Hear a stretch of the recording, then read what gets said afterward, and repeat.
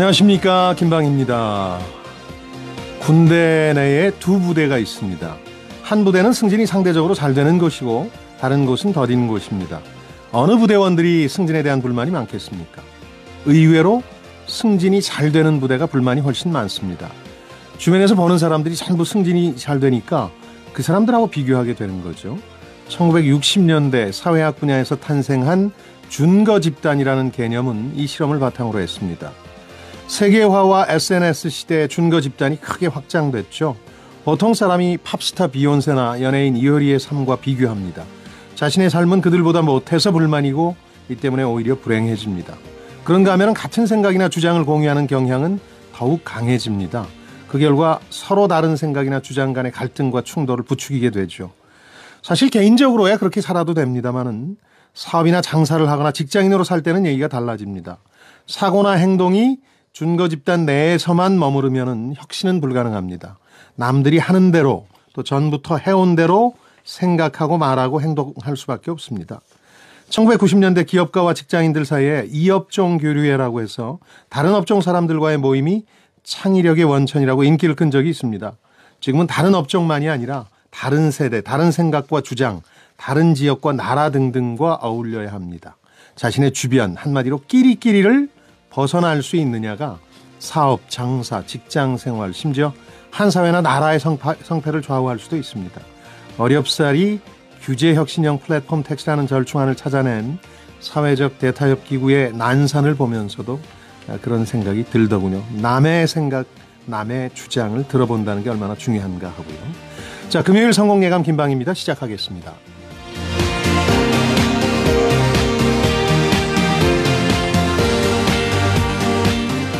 자, 금요일인 오늘은 원탁의 기자들이 찾아가는 날입니다. 오늘 아침 오랜만에 봄 기운이 좀 있고 미세먼지에서 조금 벗어난 느낌이죠. 두 번째로 게시판에 참여해 주신 곽흥규 님도 미세먼지에서 조금 벗어나서 기분이 좋아진 아침입니다 했는데 오후 들어서 다시 조금 나빠진다는 얘기가 있어서 조금 지켜봐야 되겠습니다. 요 며칠 미세먼지가 한반도를 뒤덮는 바람에 꽤나 고생을 했습니다. 어제 정부가 중국과 함께 미세먼지 대책을 추진하겠다고 발표했고 국회 여야 3당도 미세먼지를 재난으로 규정하는 법안 개정에 합의했습니다. 그만큼 미세먼지를 상당히 심각하게 봐야 하는 시점까지 왔다는 얘기인데요. 우리 삶을 송두리째 바꿔놓고 있는 미세먼지 관련 내용 좀 먼저 얘기를 해보겠고요. 이어서 서울시가 소상공인의 카드 수수료 부담을 덜어주기 위해서 야심차게 추진했던 제로페이 출범한 지 한 달이 됐습니다만 성적표는 상당히 초라합니다. 이거 괜찮은 건지 모르겠군요. 한번 제로페이의 미래에 대해서도 얘기를 나눠보겠습니다. 여러분의 다양한 의견도 실시간으로 받겠습니다. 짧은 문자 50원, 긴 문자 100원이 드는 샵 9730번이나 KBS 콩으로 참여해 주시면 되겠고요. 방송 끝난 후에 방송 다시 듣기 안내해 드리겠습니다. 팟빵, KBS 콩, 네이버 오디오 클립을 통하시면 언제든지 다시 들으실 수 있겠고요. 문자, 콩, 페이스북, 팟빵 관련 채널에 댓글 남겨주시면 저희가 들여다보고 있다가 당첨자 선정해서 선물 보내드리겠습니다. 그리고 성공예감은 지금 페이스북 라이브 방송도 막 시작했습니다. KBS 1라디오 자, 원탁의 기자들 함께하겠습니다. 유튜브에서 성공예감 원탁의 기자들 검색하시면 동영상으로 즐기실 수 있습니다. 박연미 경제전문기자, 중앙일보의 고란 기자, 머니투데이 방송의 이대호 기자 세 분입니다. 어서 오십시오. 네, 안녕하세요. 오늘 아침은 좀 나은 거죠? 네, 훨씬 좋던데요. 괜찮더라고요. 야, 참 이렇게 파란 하늘 보고 기분이 참 좋아지는 이런 세상에 살아야 되다니. 저는 좀 반론을 제기하겠습니다. 제가 어제 그 녹색 어머니 봉사하느라고 미세먼지 가운데에서 청겨올려 백기 내려 좀 하다가 왔는데 네. 어제 저도 오늘 확실히 좋아졌다 이런 느낌이 있었거든요. 색깔을 보고. 네. 그런데 최악에서 매우 나쁨으로 넘어간 거지 매우 나쁨에서 양호나 좋음으로 간 건 아니더라고요. 보통 아니었나요? 제가 아침 확인하고 아침에 집에서 나올 때 보통이었는데 네. 여의도에서 딱 도착하니까 나쁨으로 바뀌었더라고요. 며칠 전에 그 강원도 영동지방을 갔다 오신 분이 사진을 찍은 걸 봤어요. 근데 영동지방은 그나마 조금 낫대요. 산맥을 못 넘는다고 그렇죠. 그분이 그 사진을 보여줬는데 파란 하늘인 거예요. 근데 그 사진을 본 사람들이 하나같이 다 우와 이러는 거예요. 그 순간 어떤 생각이 들었냐면 아니 우리가 이 파란 하늘 보면서 감탄을 할 정도의 시대가 됐나 슬프더라고요. 경제에 미친 영향을 좀 들여다보자고요. 전반적으로 보자면 저희 같은 사람들은 일단 활동량 자체를 위축시키니까 밖에 네. 잘 안 나가려고 하니까 부정적인 영향이 더 크다고 보는데 물론 일부 분야에서는 조금 뭐 대놓고 좋아하진 못하지만 네. 괜찮다 하는 느낌을 받는 이제 분야도 있을 테고 그 경제에 미치는 영향들 기자분들 보시기엔 어떻든가요? 일단 뭐 체감적으로 예. 제가 수요일 저녁 어떤 이제 저녁 식사 자리를 갔는데 정말 그 큰 식당이 테이블이 딱 세 테이블 차 있더라고요. 그렇죠. 정말 자영업자분들 요새 더 힘드실 것 같습니다. 그 반대로 예. 제가 애가 셋이잖아요. 예. 주말만 되면 애들이 어딜 나가자고 그렇게 생활을 부려요. 근데 그렇죠. 마음 놓고 놀이터도 못 나가고. 맞아요. 그러다 이제 생각을 한 게 어디 데리고 나가긴 해야 되는데 물놀이 좋아하니까 워터파크를 가자 했는데 따지고 보면 애들 데리고 나가서 운동장에서 노는 것보다 워터파크 가는 게 돈이 훨씬 많이 들잖아요. 그렇죠. 근데 그게 경제적으로도 이어지는 게 뭐냐면 얼마 전에 한 카드사에서 예. 미세먼지가 나쁜 날 카드 매출이 어떻게 되는가 조사를 했더니 네. 미세먼지 보통인 날보다 네. 나쁨인 날에 일평균 매출액이 2.9% 늘고 매우 나쁨인 날은 7.8% 네. 늘었어요. 비싼 데 가서 쓰는 거군요. 그렇죠. 네. 특히나 실내 쇼핑몰, 대형마트, 그렇죠. 또 영화관 이런 데일수록 더 많이 늘었단 말이에요. 그러니까 제가 생각하기에도 단순히 위축만 되는 건 또 아니구나. 아니겠죠. 네. 여기서 파생되는 근데 효과도 이게 이제 나타나는구나. 위축이 되고 한쪽은 활성화가 되는데 네. 항상 좀 안타깝게도 위축이 되는 건 항상 영세 자영업자고 그러니까 뭐 길거리 소리가 활성이라든지. 줄어드니까. 그렇죠. 활성되는 건 대형 마트, 대형 쇼핑몰 대형 같은 데로 쇼핑몰. 몰리니까 네. 워터파크도 마찬가지지만 대규모 사업자들이 하는 일종의 그 미세먼지가 그 부익부 빈익빈을 더 강화시키는 네. 면도 있네요. 경제 효과가 당연히 기자? 나타나기 마련이죠. 네. 제가 지어낸 말인데 네. 더스트 이코노미가 활짝 피었습니다. 그 밀고 계시는 거 아니에요? 네, 제가 밀고 있는 너무 용어예요. 기니까 더 스티커만 네, 더스트 그래서 이코노미로. 줄여서 네, 더스트 더스트 이코노미로 이코노미. 제가 방송을 요즘 하고 있는데 네.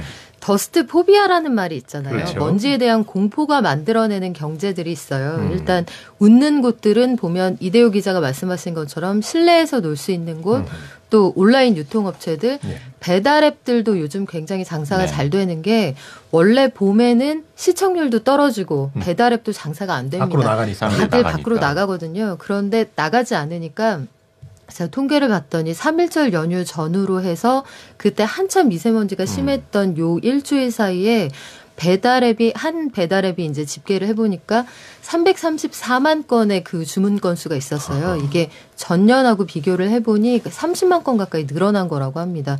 또 전체적으로 뭐 마스크가 잘 팔리고 공기청정기가 없어서 못 팔고 이런 상황은 많이 접해 보셨을 텐데 네. 관련해서 먼지주까지 뜨고 있는 거예요. 이게 뭐 당분간 테마주이기 때문에 테마주죠. 그 미세먼지 투자의 테마주. 어떤 위험성은 항상 있습니다만 청정기 만드는 회사, 마스크 만드는 회사가 청정기는 두 자릿수, 마스크 만들고 손소독제 만드는 회사들은 한 5% 남짓 상승률을 보이고 있는데요. 반면에 뭐 야외 놀이공원, 자영업자들 뭐 이런 쪽은 말씀하신 것처럼 물상이고 전체적으로 이제 사람들이 우울감을 호소하는 거. 그래서 잘 되는 데도 있고 안 되는 데도 있지만 그 먼지가 있어서 잘 되는 것보다는 먼지가 없을 때 나가서 기분이 좋아서 쓰는 돈이 전체적으로 그 사회를 좀 건강한 방식의 소비를 하게 만들거든요. 그렇죠. 그러니까 그런 측면에 대해서는 생각을 좀 해봐야 될 것 같습니다. 전체 플러스 마이너스가 있긴 한데 전체로 보면 조금 마이너스 영향이 더 당연히 클 거예요. 같은 돈을 쓰더라도 기분 좋게. 우울해하면서 쓰는 쓰는 거랑 거랑. 기분 네. 좋게 쓰는 거랑 그 차이. 그리고 자, 아까 예. 말씀드린 대로 돈을 쓸 때 이게 항상 또 보면 대형 사업자 쪽에 더 돈을 많이 쓰게 맞아요. 되는 구조거든요. 예. 그래서 그런 부분까지 네. 이제 고려해야 되고 경제적 영향은 이쯤 마무리를 하고 대부분들 이제 짐작하고 계시니까 대책 얘기들을 좀 해보죠. 뭐 대책이 사실 별로 없는데 네. 그래도 정부에서 계속 내놓고는 있는데 우선 뭐라도 해야 되니까. 뭐라도 해야 되니까요. 네. 강우, 인공 강우는 제가 96년경에 몽골에서 인공 강우 실험하는 걸 직접 경험한 적이 있는데요. 네. 굉장히 그 화려한 쇼와 함께 언론에 장식은 하는데 효과는 그렇게 크질 않더라고요. 그렇죠. 그러니까 그게 일시적인 문제를 거고. 해결해 줄 수는 없는. 그러니까 전시성이 이 미세먼지 그래서. 대책도 우리가 뭐 여러 가지 다 지적을 합니다만 예, 이대로 그거예요. 네. 만약에 물이 넘쳐 흐르면 어떻게 해야 되죠? 네. 1번 바닥부터 물을 닦아낸다. 2번 수도꼭지부터 잠근다. 어떤 걸 해야 되죠?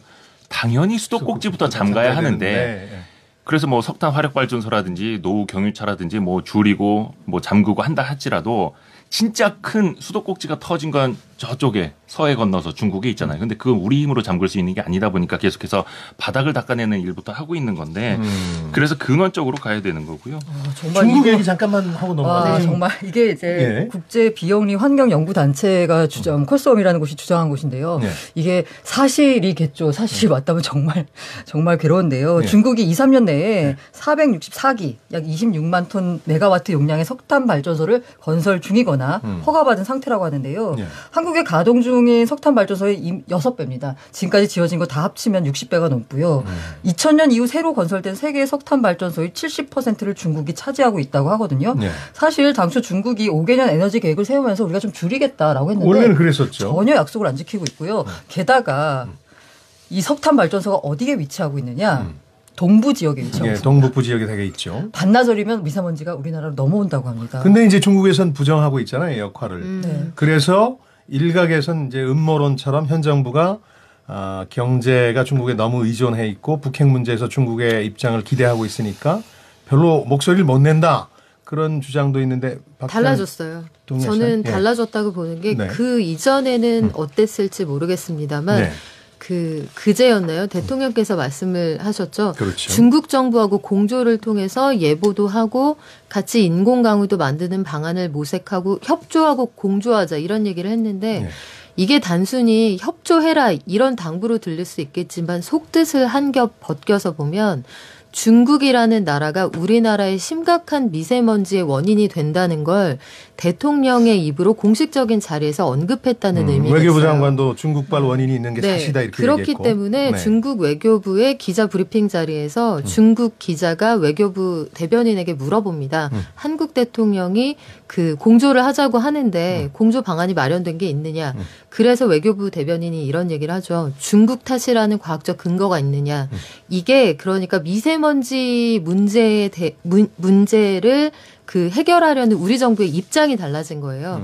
앞서 이대호 기자가 물이 흐르는 것에 비유를 했는데 그동안은 흐르는 것을 닦는 방식으로 미세먼지 문제에 접근을 해왔다면 대통령의 그 발언은 말하자면 미세먼지와의 전쟁에 대한 선전포고입니다. 수도꼭지를 잠그는 쪽으로 좀 옮겨가는 거죠. 먼지 문제가 한두 해의 문제가 점점 심각해지고 있잖아요. 그리고 사실 문재인 대통령이 대선 후보 시절에도 미세먼지 공약, 그게 공약 1번지 1번가 해가지고 했어요. 그래서 최근에 뭐 그런 게 유행한다고 하더라고요. 왜 택배가 2년 동안 안 오고 있느냐. 공약으로 미세먼지 이거 대책 내놓겠다고 했는데 왜 2년 동안 안 오고 있느냐라고 해서 지금 발언을 했고 또 대통령이 한마디 하니까 또 막 움직이는 모습을 보여주거든요. 결과적으로 미세먼지 문제가 심각함에도 불구하고 심각할 때는 굉장히 신경 쓰는 척하다가 좀 사라지고 나면 다시 잊어버리고 또 정쟁에 또 매달리고. 하나 말씀드리고 네. 싶은 게 중국과 이제 공동 대척은 이게 없었던 게 아니라요. 황사가 아주 심각했던 93년에 우리가 제안해서 한중 환경 협력이라는 걸 계속해요. 그렇죠. 뭐 사막의 나무도 그렇습니다. 같이 심고. 이제 양쪽에 번갈아 가면서 매년 하는데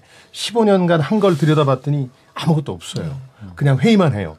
그 올해 말까지 사실은 동북아 대기오염 물질 연구를 해서 중국에서 들어오는 게 얼마나 되는지를 조사하게 돼 있는데 그 공동조사 보고서를 채택할 수 있을지 양국이 그러니까 현실적인 수긍해서. 문제가 있는 거죠. 뭐냐면 네. 많은 네티즌들이 지적을 하는 게 왜 중국에게는 강하게 항의를 못하느냐, 압박을 못하느냐 이건데 네. 다 아시다시피 힘의 균형이 안 되잖아요. 우리가 그냥 세게 나갔다 한번 때려보자, 부딪혀보자 했다가 돌아오는 건 경제보복이면 경제적 그건 다 실익만 잃게 되니까. 실익도 잃고 모두 잃고 다 되는 거거든요. 그걸 정부도 고민을 하고 있는 거고 해서 중국하고는 부딪히자가 아니라 예. 어떤 서해라는 공통 분모를 갖고 있는 이웃 국가로서 같이 협력을 해 나가자. 이 공통 분모를 찾아가면서 그런 유화책으로 갈 수밖에 없다고 저는 생각을 하고요. 예. 네. 다만 걱정인 거는 어쨌든 중국이 지금 우리보다는 어쨌든 개발 도상국 뭐 그런 위치에 있는 상황이기 때문에 어제 중국 경제가 약간 뭐 경착륙할 수도 있다. 약간 이런 우려가 나왔던 게 중국 정부가 기업들에게 전기료 등을 감면해 주겠다라고 하는데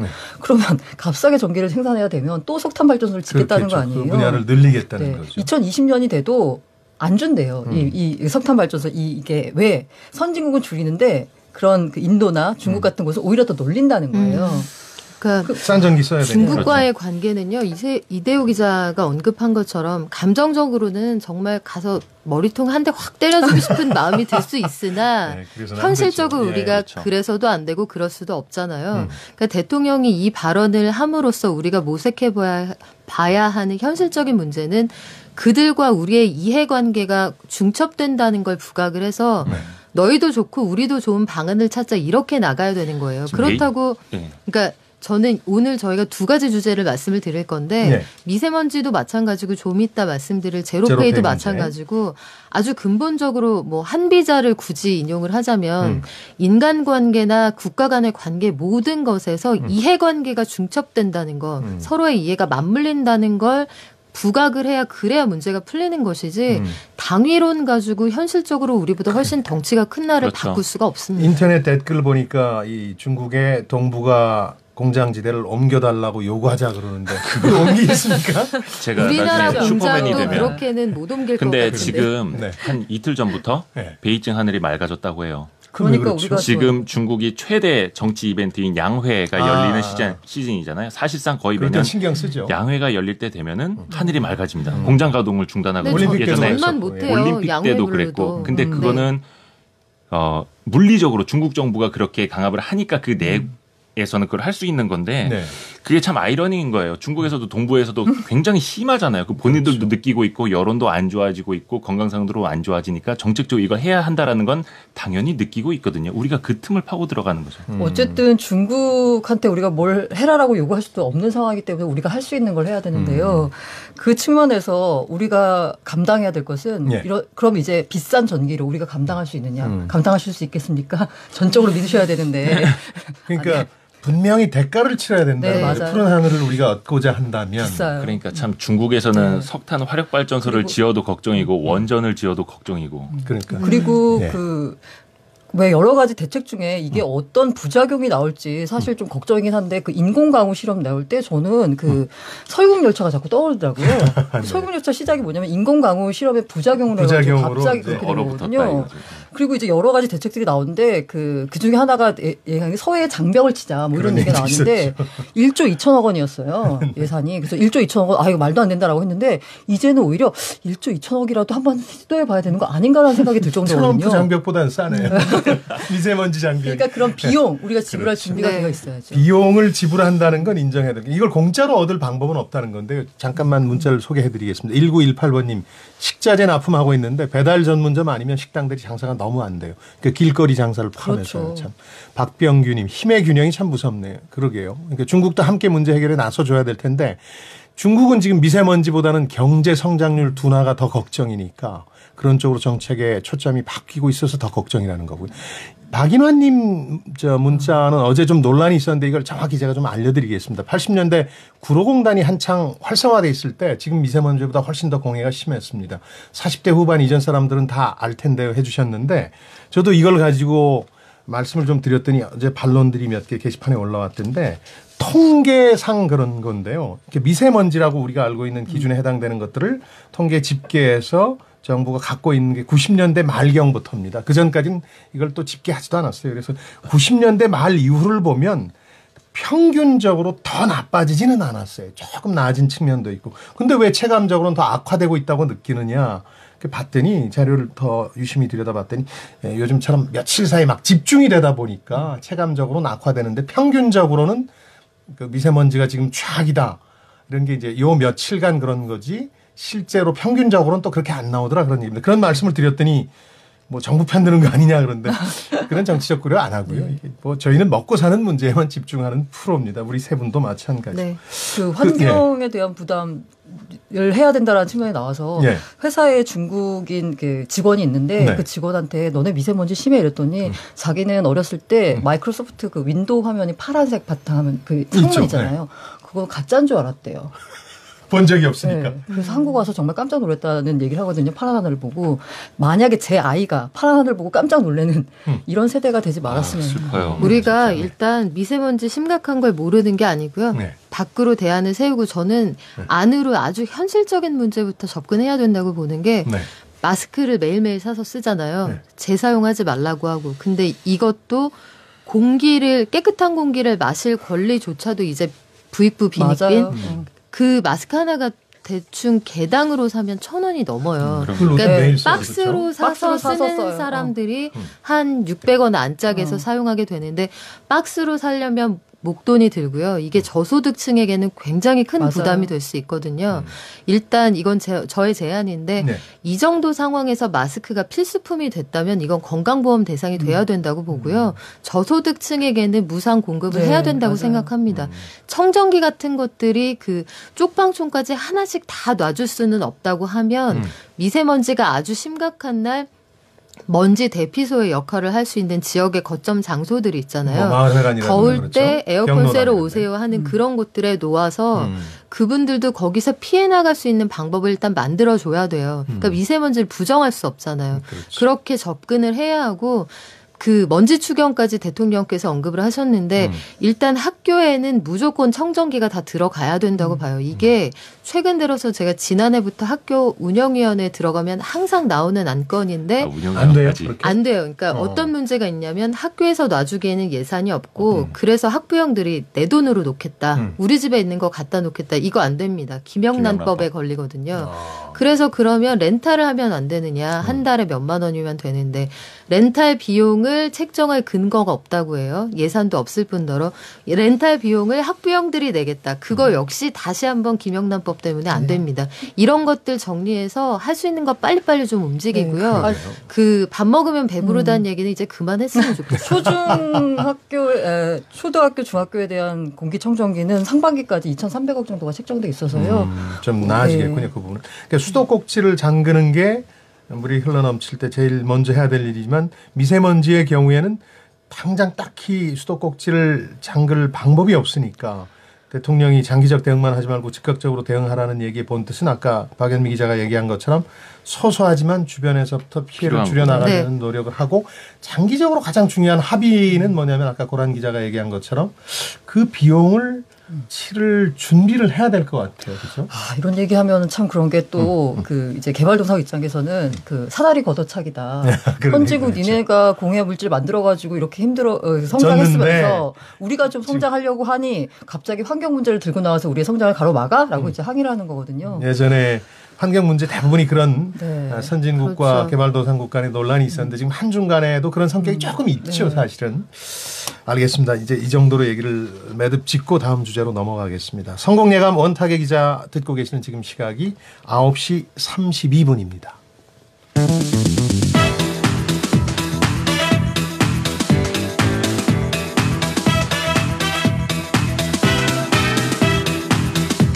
경제를 듣습니다. 성공을 부릅니다. KBS 1라디오 성공예감 김반희입니다. 2329번님, 중국이나 우리나라나 경제 문제 때문에 공업용 미세먼지 못 줄입니다.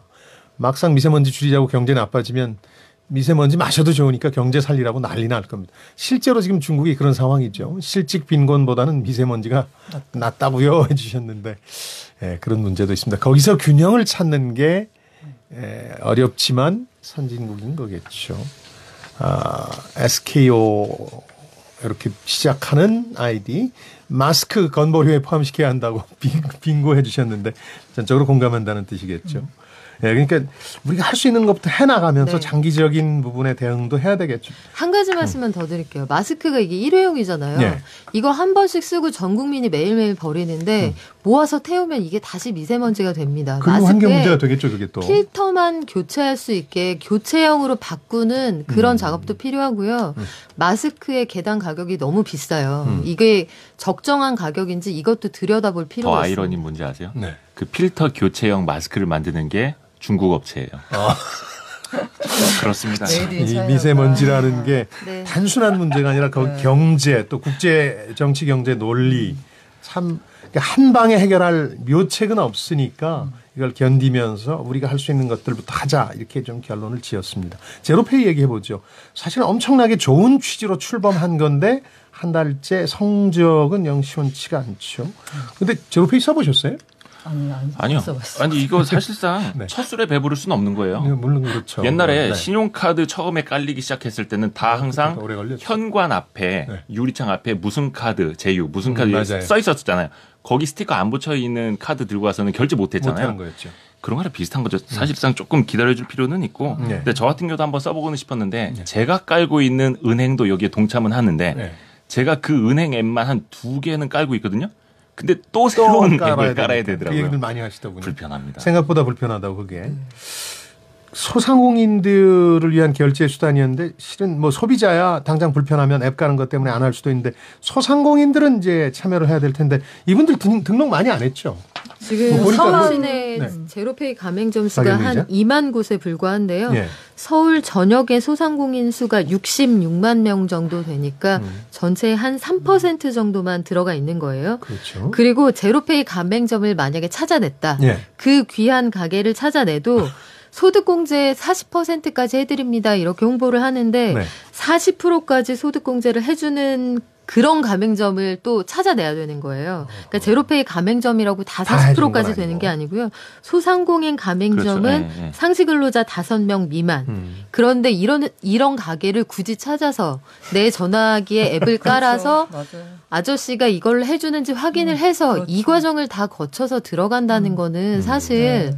좀 현실적이지 않고 저는 박원순 시장이 이 제로페이 홍보단 발대식을 할 때 지난달에 어떤 얘기를 하냐면 예. 이런 옳은 것, 바른 것, 정의로운 것은 반드시 되게 마련이다. 그러니까 제로페이는 성공할 거다라고 얘기를 해서 너무 걱정이 되더라고요. 그건 정말 걱정되는 얘기죠. 금융시장에서는요.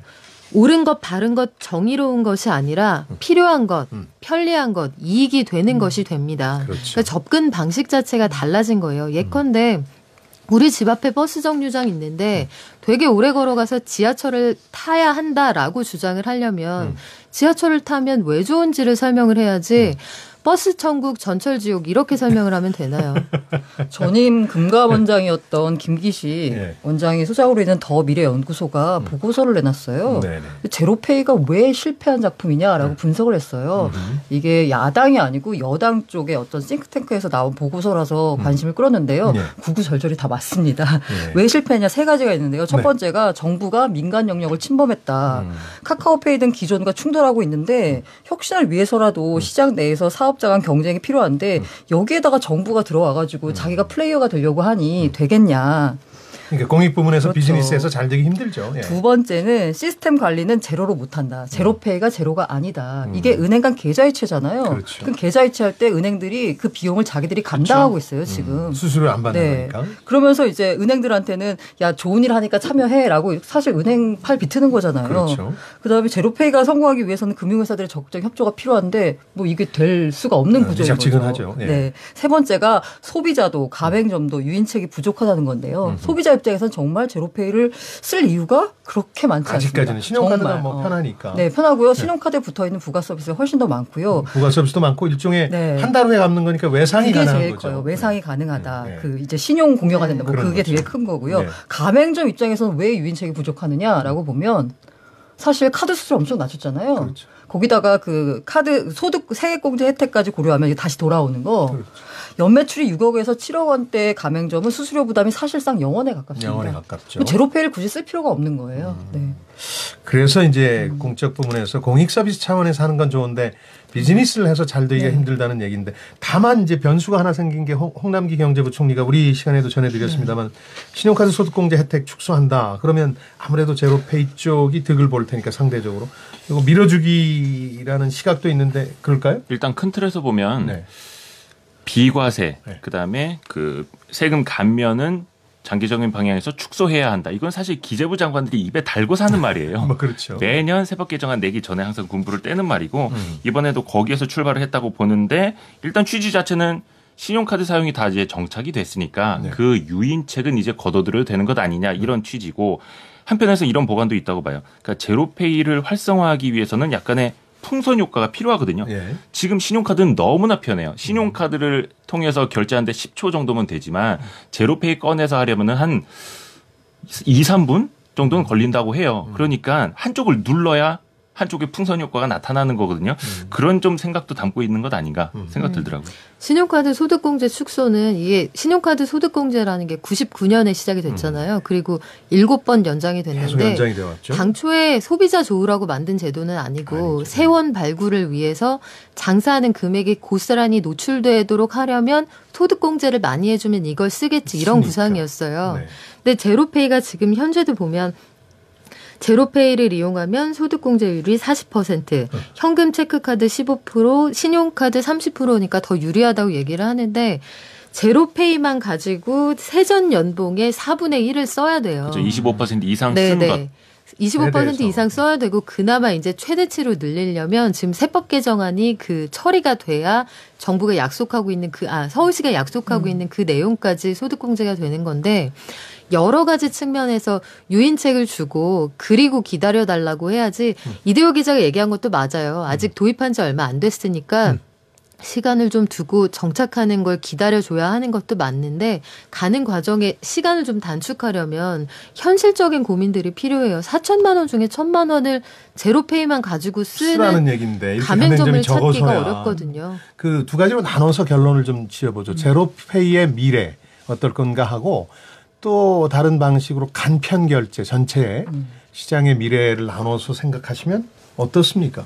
저는 개인적으로 먼저 말씀드리면 제로페이는 미래가 별로 안 보여요. 그렇죠. 그런데 그렇죠. 간편 결제는 신용카드를 대체하는 지배적인 결제 수단이 될 거라고. 일종의 뭐랄까 원래 제로페이를 도입한 그 취지는 그 소상공인들을 좀 돕자라는 거였는데요.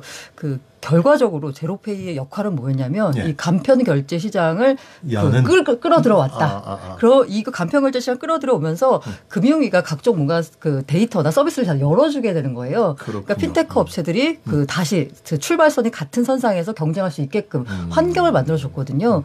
제로페이를 시작해서 다른 간편 결제 시장 왜 한국엔 알리페이, 위챗페이가 없냐라고 하는데 간편 시장이 열릴 수 있으니 제로페이는 이제 본인의 역할을 다 하셨으니 이제 그만 가도 되는 거 아닌가. 근데 우리나라는 간편 결제가 너무나 잘 돼 있어요. 왜 핀테크 발전이 없냐 그러는데 핀테크 이전에 더 잘 돼 있는데 무슨 더 핀테크를 바랍니까? 그러니까 제 생각 그거고 만약에 진짜 정부가 제로페이를 확실히 밀 생각이 있다면 진짜 적극적으로 밀어야 된다고 보는데 지금 이제 말씀하신 것처럼 소득공제 제도다 보니까 연봉의 4분의 1 이상을 쓰고 거기에서 40%의 소득공제를 하고 거기에 한도는 300만 원까지 이거잖아요. 물론 이제 세법을 고쳐야겠습니다만 차라리 세액 공제를 하는 게 훨씬 더 낫다. 그러니까 이런 복잡한 과정을 거친 소득공제보다는 얼마 이상을 쓰면 여기에서 몇 프로 세금을 빼드립니다. 혹은 세금을 돌려드립니다. 이런 세액공제 훨씬 더 직관적이다 보니까. 아까 이대호 기자 발언에 대해서 반론이 하나 올라오는데 제로페이로 식당에서 결제해봤는데 1분 이내로 됩니다 했는데. 다행이네요. 뭐 이론적으로는 30초에서 1분 돼야 걸린다고 되는데 해요. 이제 이게 익숙하지 않으신 분들이 그러니까 많다 처음 보니까. 한 경우는 이제 그렇다는 뜻이고요. 실제로 박원순 시장이 여당 국회의원들 몰고 가가지고 제로페이 실험해봤는데 박 시장 본인도 이게 안 돼가지고 몇 번의 그 오류를 익숙해지면 거쳤잖아요. 나아지겠죠. 알겠습니다. 자, 저 얘기를 좀 매듭 지어야 될 것 같은데 제로페이는 그러니까 분명한 건 이제 간편 결제 시장을 익숙하게 만들어주는 역할은 분명히 했는데 아직 자리를 못 잡고 있고 그러나 장기적으로 간편 결제 시스템이 신용카드를 대체하는 방식의 변화는 분명해 보인다 이런 정도로 정리해도 되겠습니까? 의견이 따로 있는 분들은 말씀해 주셔도 좋겠습니다. 박원순 시장이 박원순 시장 서울시가 네. 미세먼지 대책 중에 하나로 광촉매 페인트제를 바르겠다 또 이런 얘기를 내놨거든요. 그 페인트가 미세먼지를 줄여준다고 하는데 효과가 입증이 안 됐을 뿐더러 5배나 비싸요. 그 효과를 보려면 뭐 10만 채를 그걸로 다 발라야 된다고 하거든요. 이게 결과적으로 뚜껑을 열면 그닥 효율성이 있을까 없을까 의심되는 정책인데 약간 뭐랄까 보여주기식으로 일단 뭔가 우리가 뭔가 문제가 있으니까 대책을 내놨다. 이거에 약간 그 집중하는 경향이 있는데 그게 아니라 좀 장기적인 안목에서 대책을 좀 마련해 주시면 알겠습니다. 고란 기자 입장 그렇고. 갑자기 저는 엉뚱한 생각이 들었는데. 네, 말씀하시죠. 우리가 미세먼지랑 제로페이 했잖아요. 미세먼지가 좀 제로 먼지가 됐으면 좋겠고 제로페이는 좀 미세하지 않게 좀 더 커졌으면 좋겠고. 이대호 기자가 점점 아재가 돼가는군요. 오늘 금요일이라. 자, 세 분 너무너무 고생하셨습니다. 중앙일보의 고란 기자, 머니투데이 방송의 이대호 기자, 박연미 경제전문기자였습니다. 고맙습니다. 고맙습니다.